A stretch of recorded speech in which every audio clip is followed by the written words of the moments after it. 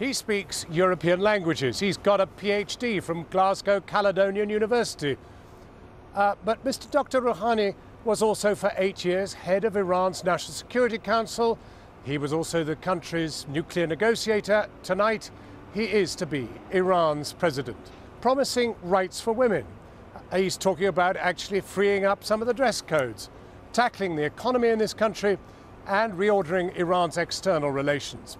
I went down to his headquarters earlier as word spread of his impending victory. In almost complete silence, Rouhani's campaign symbol is lifted high on the steps of his campaign headquarters. Other smaller keys are sported, but celebration, like protest, is not encouraged today. Last time both turned to violence as the security machine turned on the reformist Green movement. This time round, Rouhani's purple is playing it safe. Security is never far away, mainly on two wheels, well helmeted and baton equipped.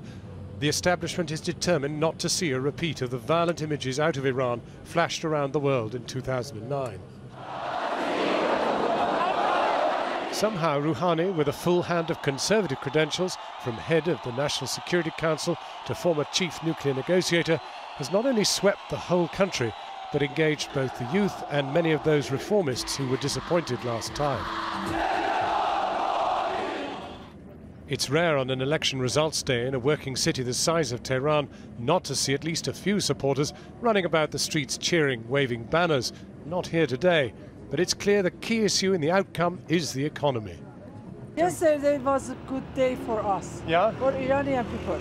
Yeah. Yesterday was good. Do you feel that the result will be good for the economy? We can only hope. Economics, politics, sanctions, everything. Everything's horribly expensive. We can't continue like this. We can't live. But the Supreme Leader said today a vote for any candidate was an endorsement for the 34-year-old Islamic Republic. At the soon-to-be president's headquarters, I asked his aide what change Mr. Rouhani would make. I'm sure with his logical thinking and on consultancy of the experts, we will have a better environment, surely, very quickly. Environment with the outside world? Both, inside and outside. But when you say outside? I mean the foreign countries. We are at the moment in the sanction. You only have to visit the vegetable and fruit bazaar here to see the effect of sanctions. Prices for tomatoes I bought up 25% in 3 months. The pharmacy where cancer drugs have increased in price tenfold. Mr. Rouhani has a job on his hands. Well, now actually you can hear just about the honking on horns and the blaring going on along this main road here. But earlier I went down to just a completely random square and caught the very beginnings of the celebrations tonight. The actual announcement of the victory of Dr. Rouhani only happened about an hour, just an hour before we came on air.